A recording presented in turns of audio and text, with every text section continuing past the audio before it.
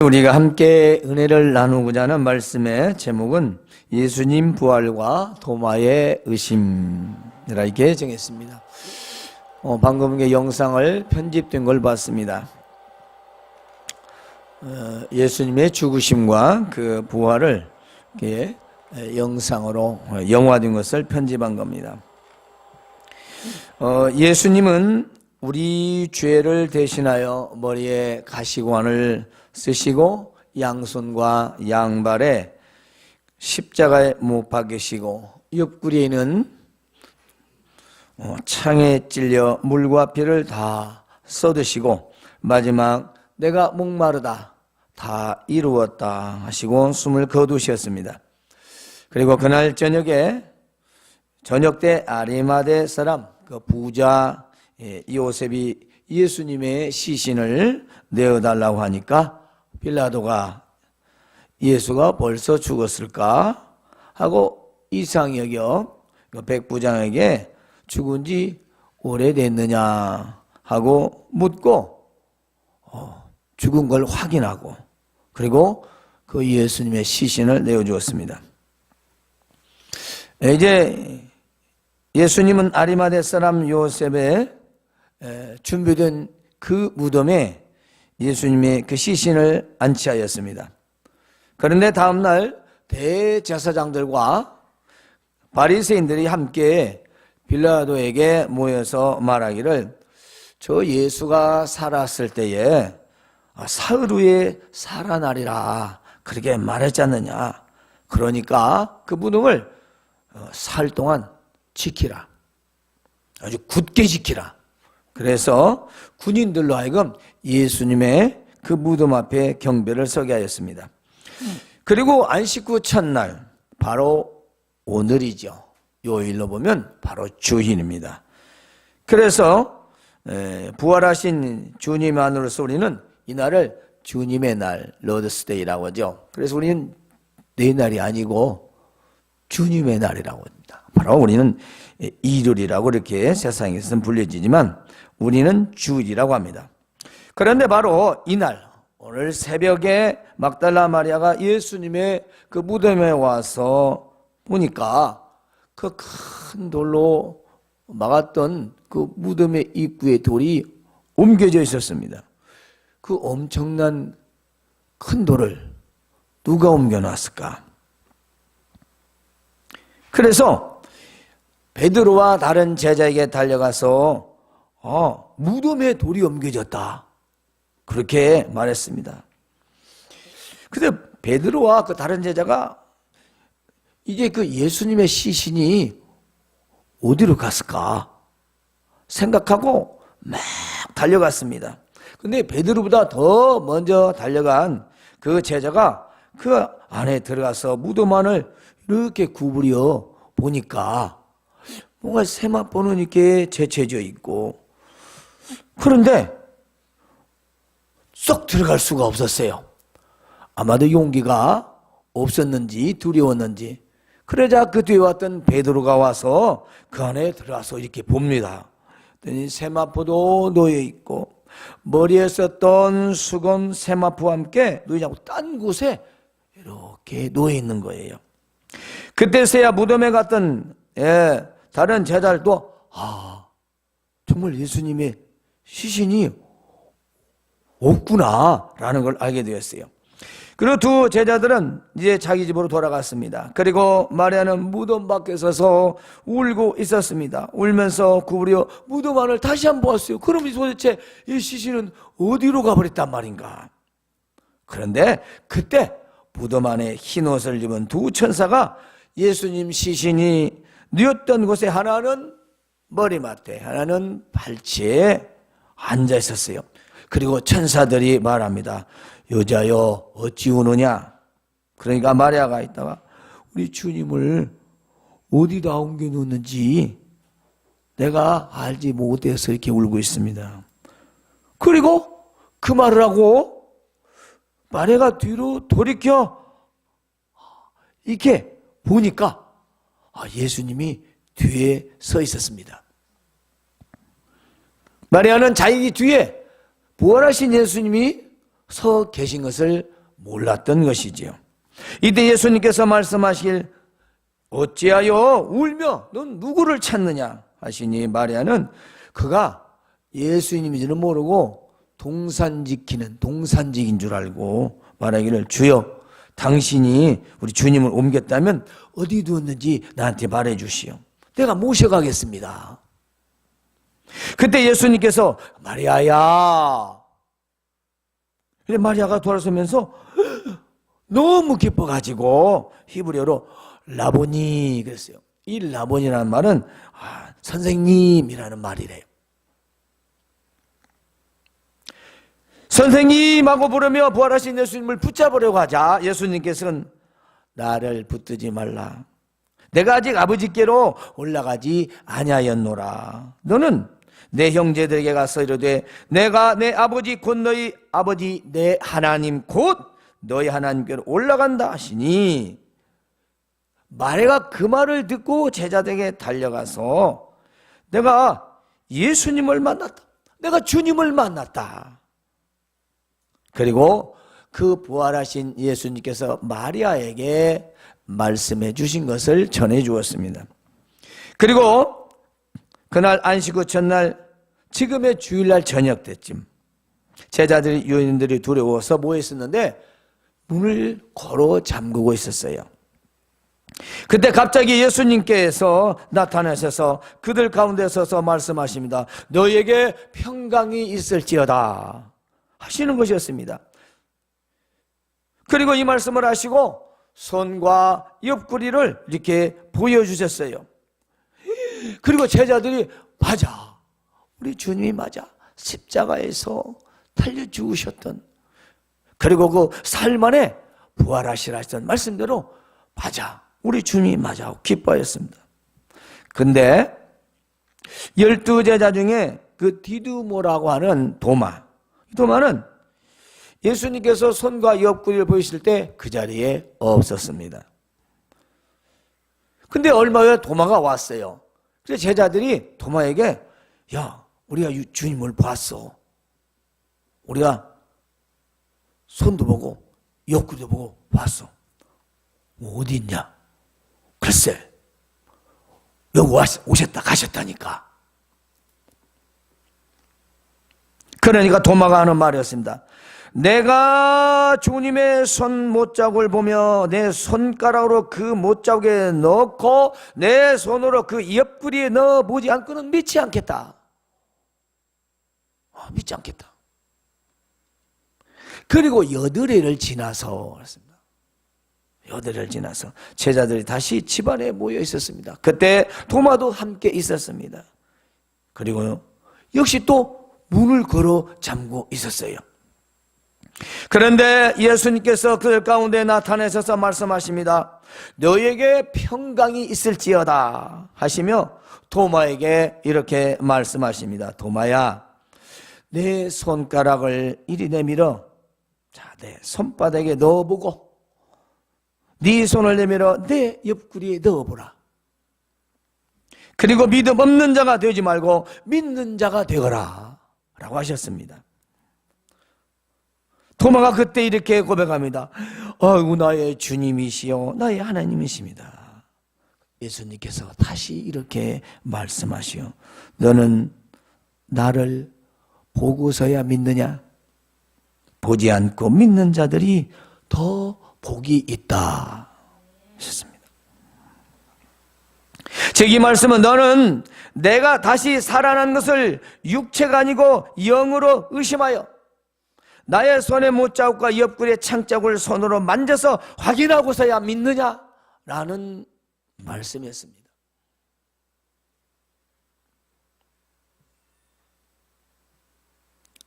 그리고 확인하지 않고 믿는 사람이 더 복 있는 것이다. 사실 우리가 의심 많은 도마라고 하지만 우리가 의심해야 할 것을 사실 도마가 의심한 것이지요. 때문에 우리는 확인할 필요가 없게 된 것입니다. 그렇지 않아요? 어찌 보면 도마가 우리 의심을 풀어주니 고맙기는 하지요. 그렇잖아요. 이 성경이 이렇게 기록되어 있다면 예수님의 그 십자가의 못 박이심과 옆구리 찔려서 살아난 그 육체적인 실제의 부활을 누가 알겠습니까? 기록하지 않았으면 기록이 어디 있느냐 따져 묻지 않겠어요? 그러나 그 의심의 도마 때문에 도마가 직접 만져보고 넣어봤다는 것이죠. 하지만 도마는 예수님의 제자였습니다. 3년 동안 줄곧 말씀하신 내가 죽은 후에 사흘 만에 다시 살아나리라 하신 말씀을 믿지 못했던 것입니다. 정말 사람이 죽었다가 살아날 수 있을까? 그리고 예수님이 환상으로 나타난 것으로 생각했던 거죠. 그리고 다른 제자들이 만져보지 않고 보기만 해서 다 믿었습니다. 그런데 도마는 믿지 않았지요. 따라서 우리가 예수님의 죽으심과 부활을 믿는 것은 기록된 성경 말씀을 통하여 믿는 것입니다. 그러므로 우리는 도마처럼 의심하지 말고 이제 예수님의 죽으심과 부활을 의심 없이 우리는 진실로 믿어야 할 것입니다. 우리도 도마처럼 의심하며 믿을 수는 있습니다. 그러나 예수님을 인격적으로 만나면 그런 모든 의심이 사라지게 되는 것이죠. 제가 어제 그 인터넷 그 뉴스 엔조이 여기 좀 진보 성향의 그런 신문인데요. 3월 31일 강남순 교수, 미국 텍사스 크리스천 대학 브라이트 신학대학원 교수랍니다. 크리스천 대학교 네 브라이트 신학대학원의 교수님이시대요. 그분의 글을 제가 봤어요. 그런데 그분의 내용을 간단히 요약하면 그렇습니다. 예수님의 십자가의 죽음과 부활의 사건을 육체의 부활이 아닌 의미로만 강조하고 해석하고 있습니다. 자기는 성탄절과 부활절만 되면 고민이 되어 죽겠다는 거예요. 고민이. 즉 이렇게 합니다. 예수님의 죽음, 사랑으로부터의 생명, 그리고 사랑의 사건. 아주 표현은 참 좋습니다. 그런데 이것은 죄에 대한 죽음과 사망 권세를 이기신 실제 부활의 사건을 슬쩍 뒤로 하면서 부활은 객관적 보이는 광경이 아니라 이렇게 말해요. 부활은 객관적 보이는 광경이 아니래요. 무슨 말씀이세요? 그렇죠? 그리고 예수님이 부활했을 때 아까처럼 동산지기 정원사로 길 가는 나그네로 엠마오로 가는 제자들 중에 말씀하신 그 다음에 낯선 사람으로 나타나셨고 제자들도 알아보지 못했다 라고 하면서 육체적인 부활을 강조하지 않습니다. 그 의미만을 말하고 있는 것을 볼 때에 현대 신학자들 중에서는 이처럼 육체의 부활을 교리로 치부하고 실제 사건으로 믿기를 싫어하는 부활의 의미만을 삶만을 강조하고 있는 것을 봅니다. 그러니 일반 성도들은 얼마나 의심이 생기지 않을까요? 왜냐하면 교수님 밑에서 목사님이 공부하고 그리고 목사님이 가서 목회를 해야 되는데 이런 생각, 이런 사상을 가지고 나오신 목사님들이 교회에서 뭐라고 전하겠어요? 그렇죠. 부활의 의미만 강조하면 얼마나 좋습니까? 예? 근데 지금 이건 그 이야기가 아니잖아요. 우리가 부활의 신앙을 갖고 사는 건 너무나 당연한 거지만 문제는 그 마음속에서 예수님의 그 십자가의 죽으심과 그 부활을 실제적 사건으로 육체의 부활로 내가 믿느냐는 거 아니겠습니까? 그래야 실제적인 부활의 신앙도 하는 거지. 그걸 의미로만 해석한다면 무슨 그 사람이 부활의 신앙을 가지고 살 수 있겠어요? 믿지도 않는데.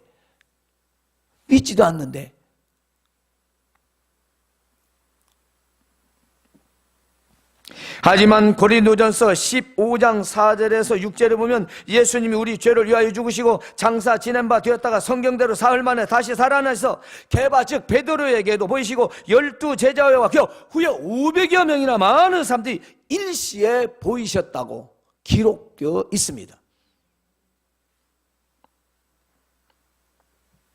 따라서 비록 우리가 부활의 신앙으로서 살지 못해도 부족해도 우리에게 지금 살지 못한다 할지라도 우리는 예수님의 육체 부활을 실제로 믿는 것입니다. 이게 실제 사건이에요. 소설이 아니에요. 그럼 우리는 무음이에요. 그러므로 장차 우리의 부활도 증명되는 것입니다. 예수님의 육체의 부활이 확실하고 분명해야 우리도 영원한 육체의 부활이 있지 않겠습니까? 예수님이 가상의 사건이고 그것이 소설이고 하나의 의미만을 부여하고 그것이 영적으로 부활하면 우리에게 무슨 의미가 있겠습니까? 무엇이 소망이겠습니까? 그러므로 바울 사도가 고백한 것처럼 우리가 더욱더 불쌍한 자라. 만약에 그것이 거짓되고 어떠하면 우리처럼 불쌍한 자가 어디가 있어요? 그러나 결코 그렇지 않습니다. 예수님의 부활은 실제적 사건인 것입니다. 그러므로 장차 우리의 부활도 증명되었고요, 예수님의 부활 사건은 의미적인 것이 아니라 실제 육체 부활 사건으로서 예수님이 진정한 하나님의 아들이심과 구원자의 증거의 사건인 것입니다.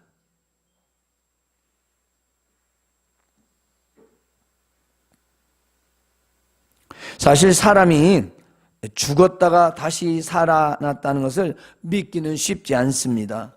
더구나 만인이 보는 앞에서 십자가에 매달려 머리에 가시관, 양손에 양발에 못을 박히고 옆구리에 창을 찔려 물과 피를 다 쏟은 상태에서 어떻게 다시 살아날 수 있겠습니까? 그 사람의, 우리 인간의 일반적 상식으로는 받아들일 수 없는 건 너무 당연합니다. 그렇잖아요. 그건 당연히 우리가 일반적으로 예수님 안 믿는 사람들 말해보세요. 뭐 잠시 죽었다가 깨어나서 이런 거 있어도 아니 어떻게 그렇게 몸에 물과 피가 없이 다 쏘인 상태에서 사람이 다시 살아나겠어요? 뭐 기절했다가 일어날 수는 있겠지만 그렇잖아요. 정말 믿기 어렵습니다. 당연한 겁니다. 때문에 이 십자가의 죽으심과 부활의 사건은 은혜와 믿음으로만 믿을 수 있는 사건인 것입니다. 히브리서 11장 1절에 믿음은 바라는 것들의 실상이요 보지 못하는 것들의 증거다. 마가복음 10장 21절의 말씀은요, 사람은 할 수 없으되 하나님으로서는 다 하실 수 있느니라 라고 말씀하십니다. 믿음이 아니고는 믿을 수가 없는 사건이지요. 예수님이 하나님의 아들이심과 성자 하나님이심을 진정 믿을 때에 예수님의 부활 사건을 믿을 수 있는 것입니다. 그리고 십자가의 사건을 나의 사건으로 믿을 때에 부활을 우리는 믿을 수 있는 것입니다. 내가 십자가의 사건이 나의 사건이 아니면 그 부활의 의미도 없을 뿐더러 믿을 수도 없습니다. 믿을 수가 없어요. 그러므로 우리는 사람의 생각과 경험과 상식이 아닌 오직 기록된 말씀을 듣고 보고 믿음으로 예수님의 죽으심과 부활을 믿게 되는 것입니다. 오늘 오후에 특별 순서로 모신 우리 목사님께서 말씀을 듣다가 설교를 이렇게 주는데 이 말씀이 딱 생각나서 제가 잠깐 소개할게요. 독일 그 퀼른시내, 나 교회 이름은 잊어가 잘 모르겠어요. 목사님이 심호하시던 교회래요. 거기 가면 이런 글귀가 벽에 있대요. 걸렸대요. 예수님께서 제자들을 택하실 때 안 하신 것 4가지가 있대요. 그 4가지가 뭐냐? 첫째, 아무것도 안 물어보셨다. 둘째, 아무런 의심 안 하셨다. 세 번째, 아무것도 안 시켜보았다. 네 번째, 어떤 조건도 제시하지 않으셨다. 이게 무슨 말씀이냐면 제자들을 12제자 선택하시면서 네가 어디서 살고 누구며 너는 얼마나 배웠고 너는 뭐 재산이 얼마나 되냐, 너는 흑인종이냐 백인종이냐 황인종이냐 이런 것도 묻지 않으셨다는 것입니다. 또 네가 과거에 무엇을 했고 지금 무엇을 하는지도 묻지도 않으시고 제자로서 잘할 수 있을지 못할지 시켜보지도 않으셨답니다. 그리고 제자가 되어도 어떤 조건의 제자가 제시하지 않으셨다는 것입니다. 여러분, 우리는 어때요? 여러분 하나님의 자녀잖아요. 또 우리는 또 제자입니다. 여러분 예수님 믿을 때 뭐 어떤 조건 받으신 거 있어요? 혹시 물어보시는가요? 대학은 나왔는지, 제 집에 좀 헌금할 만한 재산은 좀, 헌납할 재산은 좀 있는지, 이런 거 물어보시나요? 뭐 조건 제시하셨나요? 아, 그렇군요. 아무도 안 물어봤죠? 의심도 안 하셨죠? 그죠? 예수를 믿을란가, 안 믿을란가?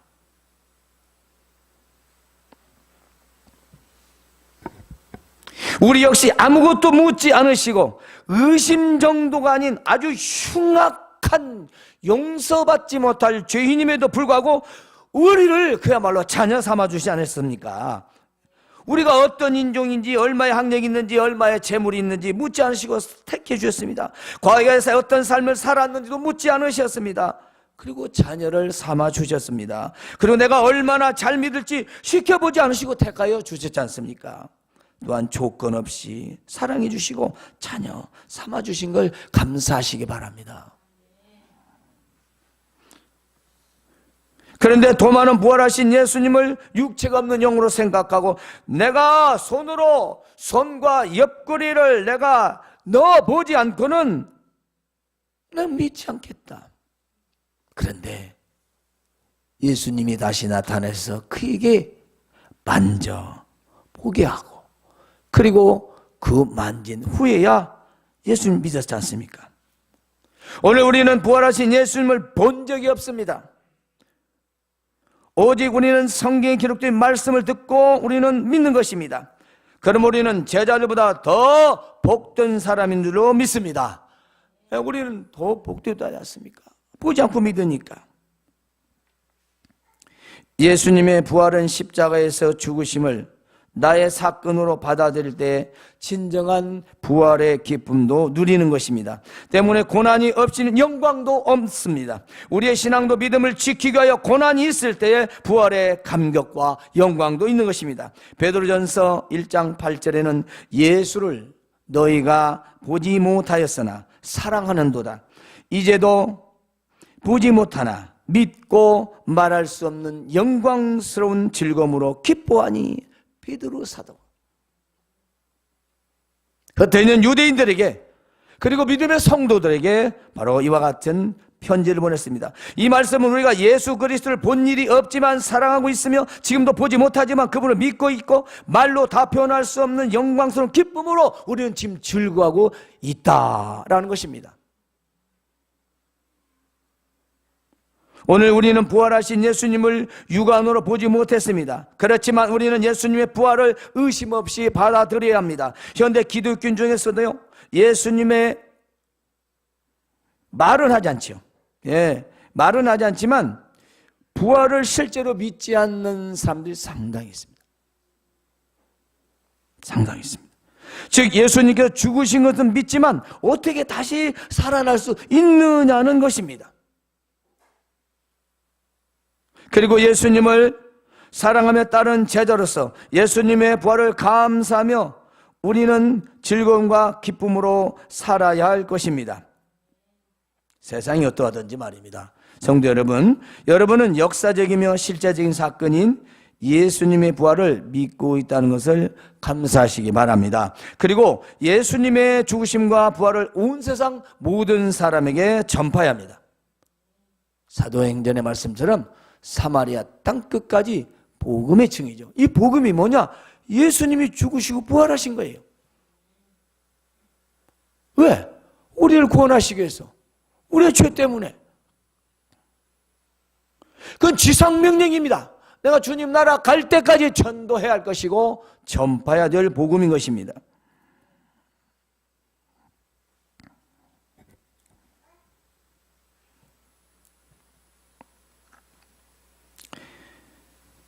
이제 우리는 예수님께서 십자가에서 죽으셨지만 사흘 만에 다시 살아나심으로 우리에게 영원한 소망이 이루어질 증거가 되었습니다. 즉 죄에서 구원과 영생과 천국의 소망을 확신할 수 있기 때문입니다. 우리는 부활을 눈으로 직접 보지 않았지만 못했지만 의심 없이 믿는 모든 자들은 바로 복 있는 자들이라는 것입니다.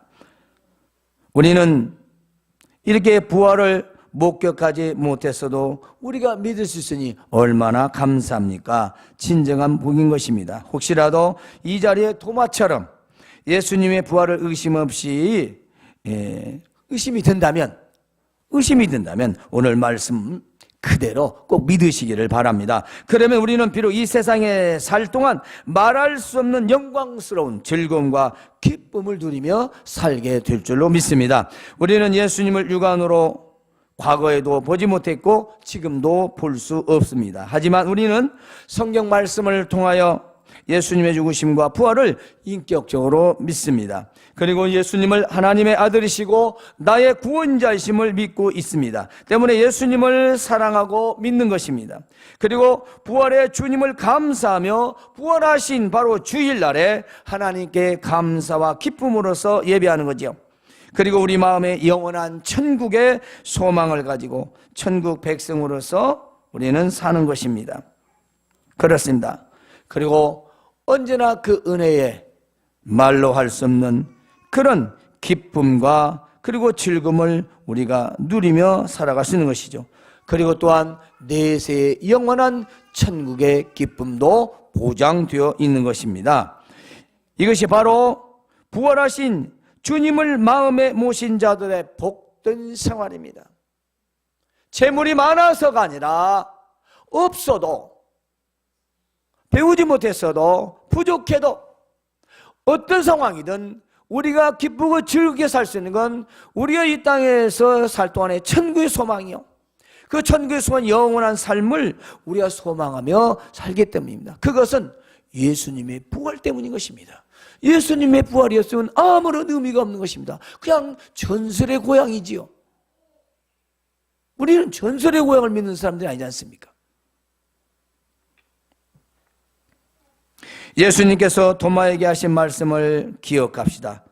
네 손가락을 이리 내밀어 내 손을 만져보고 내 옆구리에 넣어보라. 그리하여 믿음 없는 자가 되지 말고 믿는 자가 되라. 그리고 너는 나를 본고로 믿느냐? 보지 못하고 믿는 자가 복되도다 하신 이 말씀을 여러분이 반드시 기억하시길 주님의 이름으로 축원합니다. 하나님, 우리 아버지 은혜를